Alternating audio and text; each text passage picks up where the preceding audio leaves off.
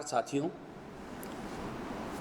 आज का ये जो हम लोगों ने आप लोगों को यहाँ आमंत्रित किया, चूँकि हिंदुस्तान में 2 चरण के चुनाव हो चुके हैं, तीसरे चरण का कल मतदान होना है और उसमें हमारे महाराष्ट्र के 13 जो लोकसभा की सीट हैं वहाँ पर मतदान होगा।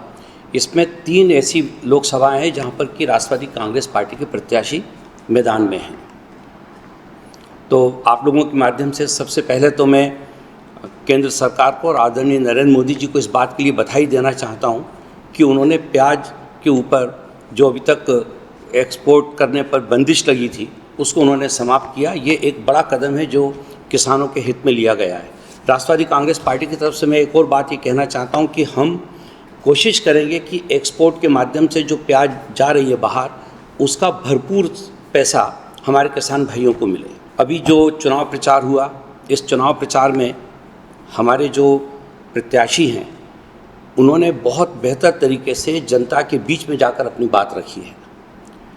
हम लोगों ने अपने पूरे चुनाव प्रचार में 2 मुद्दों को विशेष रूप से सामने रखा।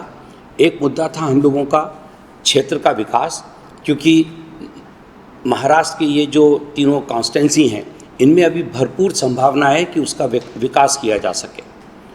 दूसरा, हम लोगों ने लोगों को ये बताया कि अगर यहाँ से हमारे प्रत्याशी चुनाव जीतते हैं तो हम क्षेत्र के विकास में, चूँकि केंद्र सरकार, हम लोग एनडीए के साथ काम कर रहे हैं और एनडीए की सरकार बनना निश्चित है, इसलिए हम लोगों ने वहाँ पे इस बात को भी अपने चुनाव प्रचार में लोगों के बीच में रखा है कि यहाँ से अगर राष्ट्रवादी कांग्रेस पार्टी के प्रत्याशी चुनाव जीत के जाएंगे तो केंद्र सरकार से भरपूर समर्थन हम लोगों को अपने क्षेत्र के विकास के लिए मिलेगा, जिससे हम अपने किसान भाइयों के लिए अच्छी योजनाएं लेकर आ पाएंगे। क्षेत्र के विकास, जब क्षेत्र का विकास होगा तो रोजगार की उससे संभावनाएं भी बढ़ेंगी।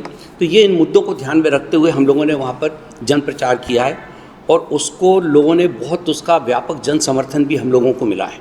एक बात मैं और कहना चाहता हूँ कि राष्ट्रवादी कांग्रेस पार्टी जब महिलाओं के उत्थान की बात करती है तो खाली हम बातों तक सीमित नहीं होते। आप देखिए कि यहाँ पर जो 4 लोकसभा की सीट हैं इसमें से 2 हम लोगों ने महिलाओं को दी हैं। तो ये हमारे उस कमिटमेंट को दर्शाता है जिसमें कि हम लोग जब कहते हैं कि देश की जो महिला 50% महिलाएं देश की आबादी का हिस्सा हैं, तो हमने उसको माना भी है और इसीलिए हम लोगों ने 50%, हमको जो सीटें इस गठबंधन के माध्यम से मिली थी उसमें 50% सीट हम लोगों ने महिलाओं को दी है। अभी जो चुनाव है ये कल जो चुनाव होना है, जहाँ पे कल मतदान है, वहाँ ये 3 लोकसभा सीट है जिस पे कि मतदान होगा बारामती, धाराशिवा और रायगढ़। यहाँ पर हमारे तीनों प्रत्याशी लगातार जनता के बीच में हैं।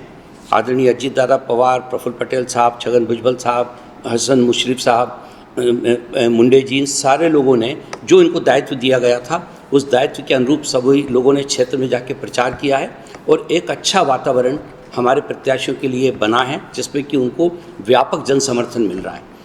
मैं इस बात को निश्चित रूप से कह सकता हूँ कि यहाँ पे जो ये चुनाव हो रहे हैं यहाँ पर हमारे प्रत्याशी भारी मतों से चुनाव जीत के आएंगे, इसका हम लोगों को विश्वास है। टाइम्स डिजिटलला लाईक करा, सबस्क्राईब करा, शेअर करा आणि बेल आयकॉन दाबायला विसरू नका। पाहत रहा टाइम्स डिजिटल।